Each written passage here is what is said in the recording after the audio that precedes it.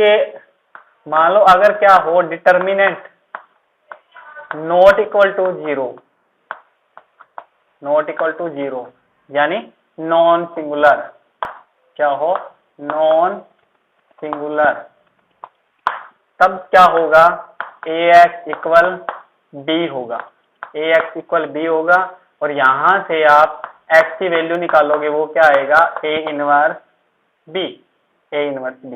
इस टाइप से non singular होगा तो क्या होगा यूनिक सॉल्यूशन, 10th में करते थे ना वो वाला है यूनिक सॉल्यूशन होगा। यहाँ पे यूनिक सॉल्यूशन का मतलब यहाँ पे इसकी x और वैल्यू y की फिक्स वैल्यू आएगी कुछ, ठीक है।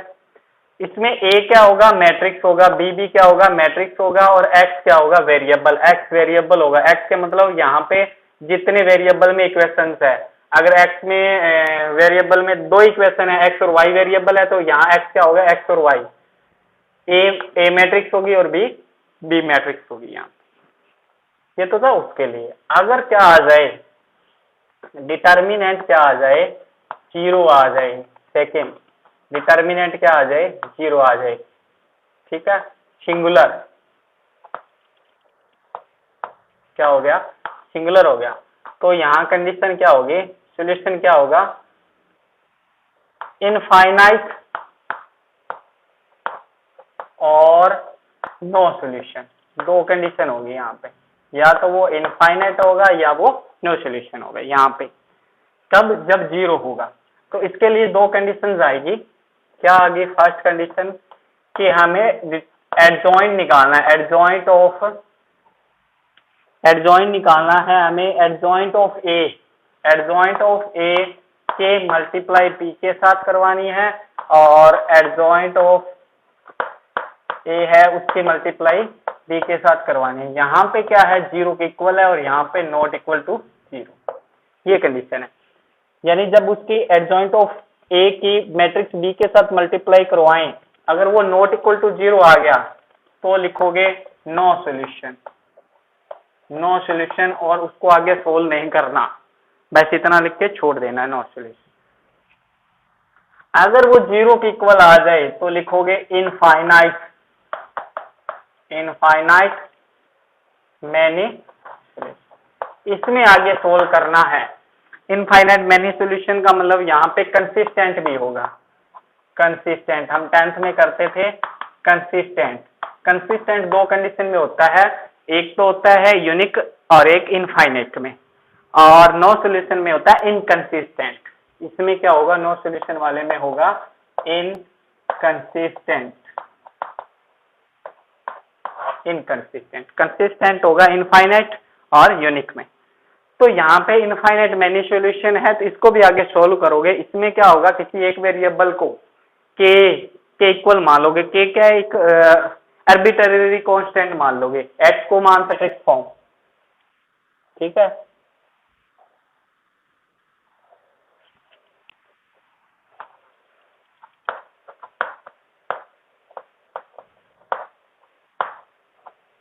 Can be right in matrix equation या मैट्रिक्स फॉर्म। तो क्या बन जाएगा ये ax इक्वल b, इस टाइप से, वेयर a क्या होगा आपका a यहाँ पे होगा x और y वेरिएबल के कोफिशिएंट, x और y वेरिएबल के कोफिशिएंट्स हैं वो लिखोगे आप। अब x का कोफिशिएंट 5 और y का माइनस, यानी ये वाला पहले ये आएगा फिर ये आएगा फिर ये आ जाएगा, ये आ गया a, और b क्या हो जाएगा यहाँ पे b आप लिखोगे यहाँ पे कांस्टेंट क्या है 2 और 3, x क्या होगा आपका x, आप देखिए कितने वेरिएबल है, दो ही वेरिएबल है, एक x स्मॉल x और स्मॉल y, ये आपका x होगा इस टाइप। तो ये मैट्रिक्स फॉर्म थी, इसको लिख लिया हमने। अब जब इस मैट्रिक्स फॉर्म को सोल्व करोगे यानी ax इक्वल b है तो इसका मतलब क्या होगा x इक्वल आएगा a इनवर्स b, हमें ये चाहिए। हमें चाहिए ए इनवर्स और बी चाहिए, तो हमें ए इनवर्स निकालना है, उसके मल्टीप्लाई बी के साथ ए मैट्रिक्स का पहले तो डिटर्मिनेंट निकालिए, डिटर्मिनेंट निकाल दीजिए आप, माइनस का 25 प्लस का 49 क्या आएगा 24, नॉट इक्वल टू 0, तो non singular, therefore A inverse is exist, A inverse exist, या कंसिस्टेंट भी लिख सकते हो, therefore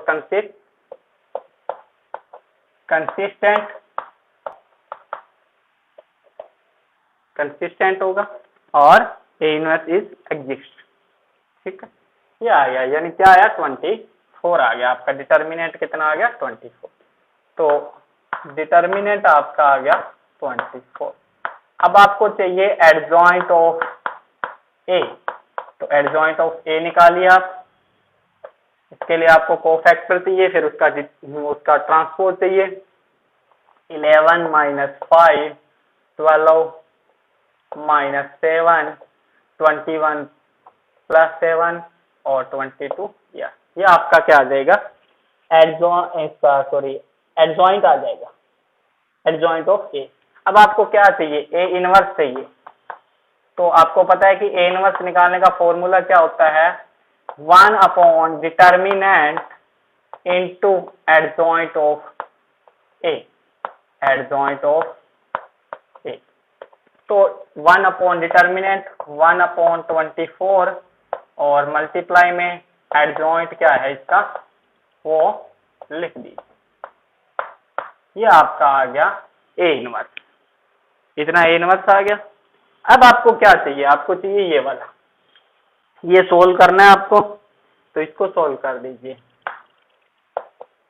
तो x क्या है, यहाँ पे x की वैल्यू रखिए x और y, small x small y, A inverse कितना है 1 अपॉन 24 और माइनस का 5 माइनस का 7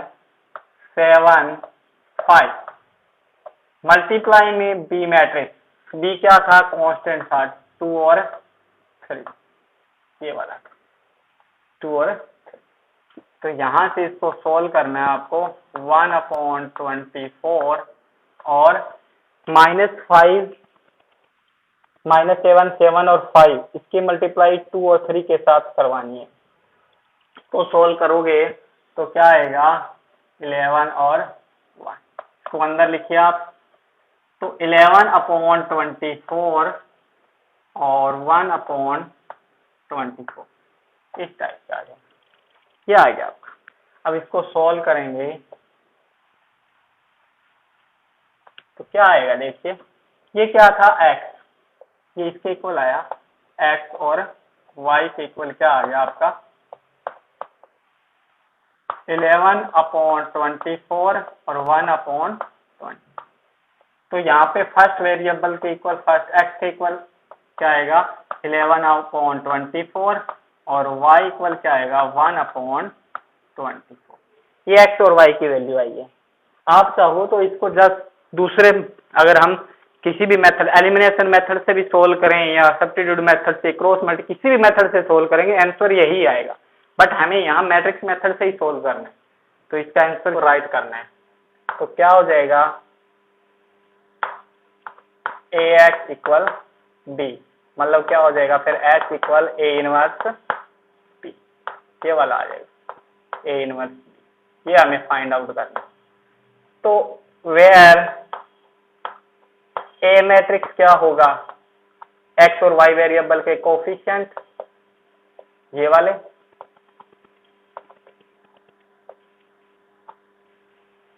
वैसे देखो ना 1/2 1/2 बन रहा है, हम 10th में करते थे कि 1/2 इक्वल 1/2 क्या आ रहा है a1 अपॉन में a2 इक्वल b1 अपॉन में b2, इस टाइप से था हमारा। अगर ये दो इक्वल होते थे तो क्या होता था, पैरेलल लाइन होती थी और क्या होता था इनकंसिस्टेंट, बट हम यहाँ से सीधा हमें पता चल गया कि इनकंसिस्टेंट होगा ये, बट हमें इसको सोल्व किससे करना है, मैट्रिक्स मेथड से सोल्व करना है। किससे सोल्व करना है, मैट्रिक मेथड से, उससे ही बताना है। तो ये आ गया आपका। P क्या आएगा? कांस्टेंट टर्म 5 और 2। 1 मार्क्स में आए मल्टीपल चॉइस क्वेश्चन में तो आप डायरेक्ट बता ही सकते हो आप, ठीक है। x क्या हो जाएगा कि वेरिएबल क्या है ये बात। अब हमें डिटर्मिनेंट निकालना है a का। क्या आएगा देखिए, माइनस का 12 प्लस का 12 इक्वल 0 आ गया। सिंगुलर सिंगुलर सिंगुलर आ गया। अब ये यहाँ पे कंसिस्टेंट भी हो सकता है और इनकंसिस्टेंट भी हो सकता है। क्या हो सकता है? यहाँ पे सिंगुलर है तो कंसिस्टेंट भी हो सकता है और इनकंसिस्टेंट भी हो सकता है। 2 पॉसिबिलिटीज आएगी, ठीक है। There are 2 possibilities.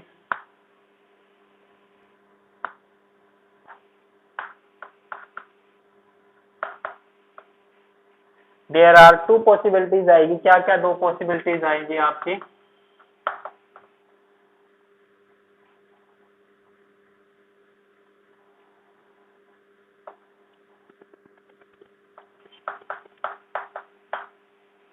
क्या क्या पॉसिबिलिटीज आएंगी?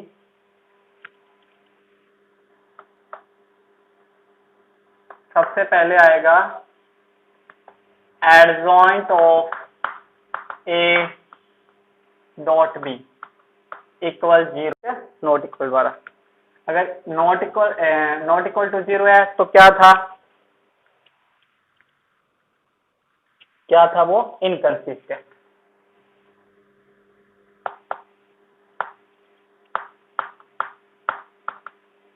इनकंसिस्टेंट और फिर क्या हो जाएगा? No solution. सेकंड क्या था कि एडजॉइंट ऑफ ए के डॉट प्रोडक्ट बी के साथ इक्वल 0 आ जाए तो क्या था?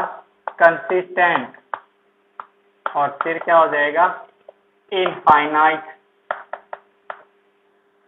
Many solution. ये था, ये 2 पॉसिबिलिटीज है। तो इसके लिए आपको सॉल्व करके देखना पड़ेगा। ए इनवर्स एडजॉइंट ऑफ ए निकालना पड़ेगा, सॉरी एडजॉइंट ऑफ ए। तो निकालिए आप adjoint of A. Adjoint of A cofactor चाहिए आपको। 11 माइनस का 4, 12 माइनस का 6, 21 2, ये आ जाएगा। माइनस का 4 माइनस का 6 और 2 और 3। अब आपको क्या चाहिए? एडजॉइंट ऑफ ए की मल्टीप्लाई बी के साथ। तो -4 -6 2 और 3 की मल्टीप्लाई 5 2 इसके साथ करवाएं। अब मल्टीप्लाई करवाइए आप, माइनस का मल्टीप्लाई करवाइए, क्या आएगा? माइनस का 20 प्लस का 4 माइनस का 16 माइनस का 30 प्लस का माइनस का 24 नहीं, हाँ माइनस का 24, 6 5 30 और 6, ठीक है। तो ये क्या आया? नॉट इक्वल टू 0 आया। मतलब नॉट इक्वल टू 0 का मतलब कौन सी है? फर्स्ट कंडीशन, यानी इनकंसिस्टेंट। और इनकंसिस्टेंट में लिखोगे नो सॉल्यूशन। बस खत्म, इसके बाद इसको नहीं करना, इतना लिख के छोड़ देना। अंत में करते थे कि a1 अपॉन में a2 2/6 कितना आया? 1/3। b1 अपॉन में b2 3/9 कितना आया? 1/3। c1 अपॉन में c2 5/15 कितना आया? 1/3। तीनों इक्वल हैं, तीनों इक्वल हैं तो क्या था? कंसिस्टेंट और इनफाइनाइट मैनी सॉल्यूशन। ये बट हमें इस टाइप से नहीं करना, हमें करना है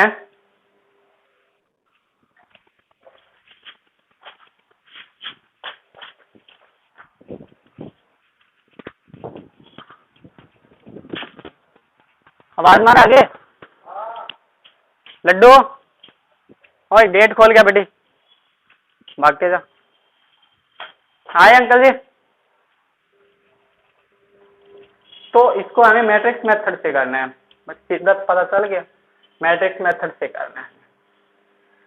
तो write in matrix form, write इन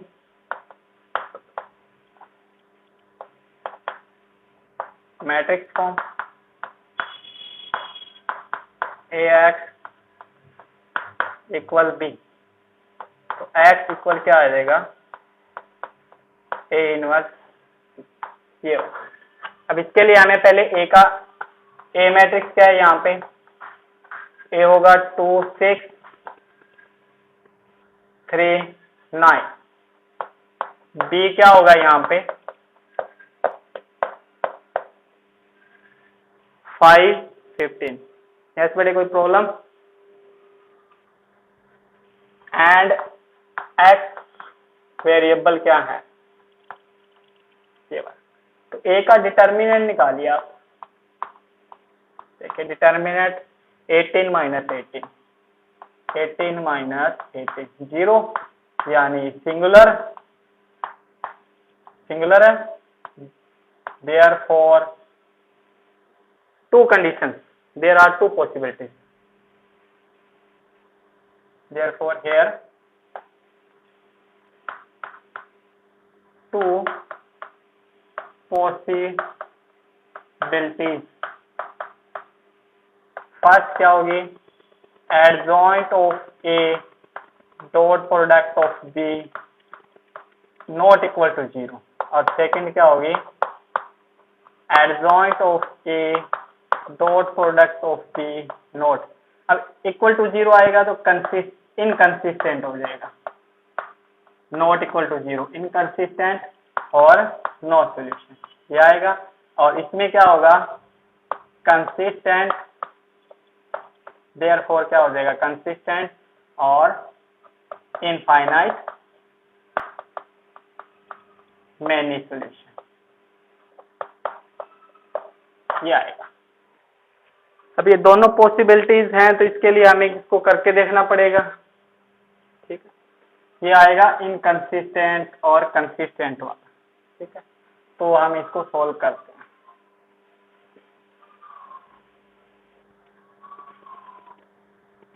तो हमें इसके लिए चाहिए adjoint of A, adjoint of A निकालिए, यहाँ से क्या आएगा 11 12 21 11 12 21 और ये आ जाएगा। अब आपको इसके बाद क्या चाहिए, एडजॉइंट ऑफ A के डॉट प्रोडक्ट ऑफ B के साथ। तो 9 माइनस 6 3 और 2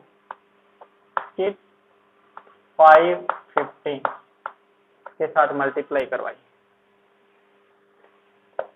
क्या आएगा 9,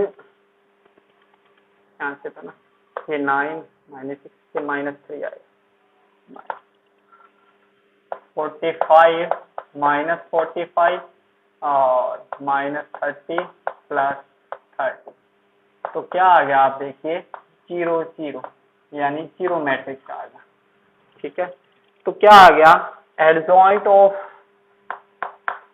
A की डॉट प्रोडक्ट ऑफ B के साथ क्या आ गई 0 0 आ गया। इसका मतलब क्या हो गया कि ये क्या होगा, कंसिस्टेंट होगा।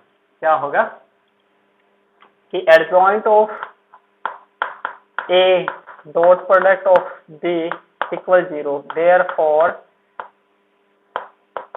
consistent and infinite many solution, infinite many solution होंगे।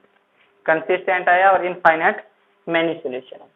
अब इसके बाद क्या करना है, हमें इसके बाद किसी एक वेरिएबल को, चाहे वो x है चाहे वो y है, उसको हमें क्या मानना है, कांस्टेंट वेरिएबल मानना है, कांस्टेंट मानना है, ठीक है, के इक्वल मान सकते हैं हम। तो इक्वेशन क्या थी, तो लेट कीजिए आप,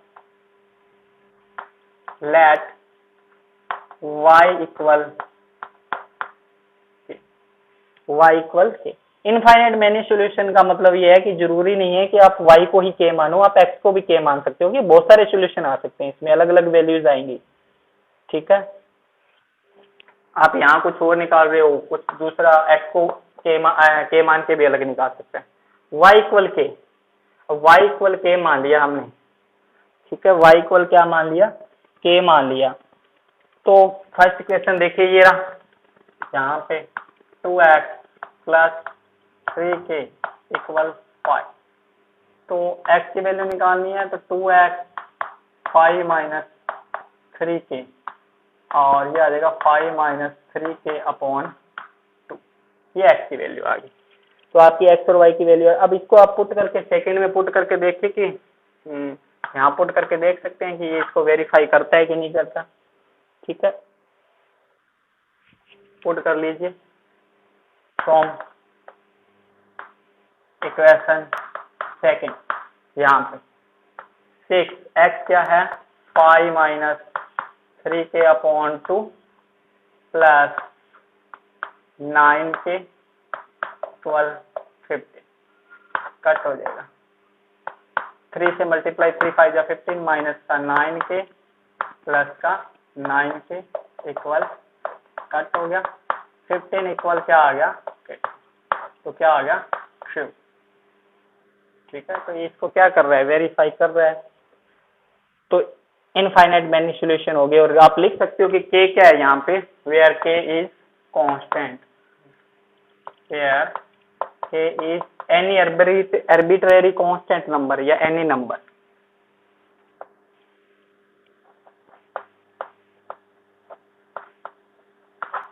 ठीक है। तो इस टाइप से आप तीनों टाइप करवा दिया आपको, कि इस टाइप से अलग अलग इस टाइप से बनेंगे आप।